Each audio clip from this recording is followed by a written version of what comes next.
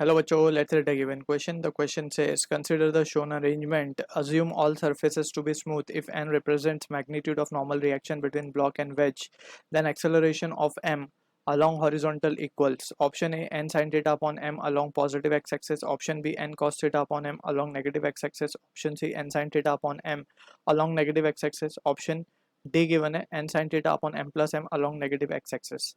So to understand the question, we need to understand about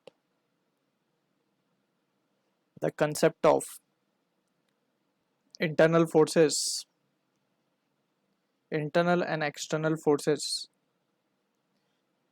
So जो forces system के within लगे, right? So उन forces को हम बोलते हैं internal, और system के external forces को बाहर से जो system पे लग रही है, that is known as the external force. So हम यहाँ पे simultaneously will try to understand this. जैसे normal reaction की हम बात करें, so it is an internal force. जैसे for example ये हमारा block है, ये हमारा wedge है basically, ठीक है. इस पे ऊपर एक ब्लॉक है, हम इसको थोड़ा सा यहाँ पे ड्रॉ कर रहे हैं टू हैव अ क्लैरिटी. अब यहाँ पे क्या होगा, दिस ब्लॉक, ये जो वेज है हमारा, veg will be exerting a force on this block, जिसको हम नॉर्मल रिएक्शन शो करते हैं.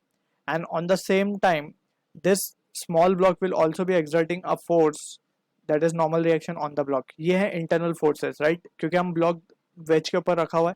सो this forces are cancelling out each other, दोनों के effect, and block will be remain at the position where it is. ठीक है.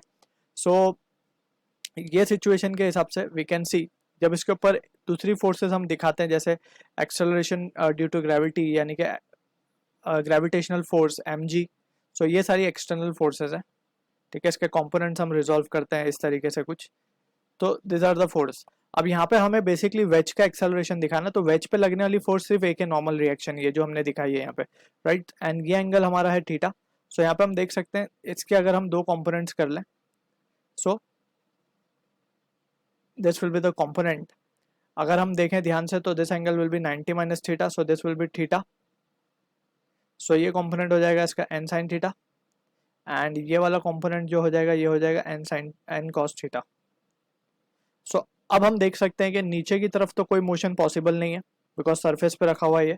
ठीक है. So the only motion possible will be due to this n sine theta. अब हमें पता है, by Newton second law, force can be written as mass into acceleration.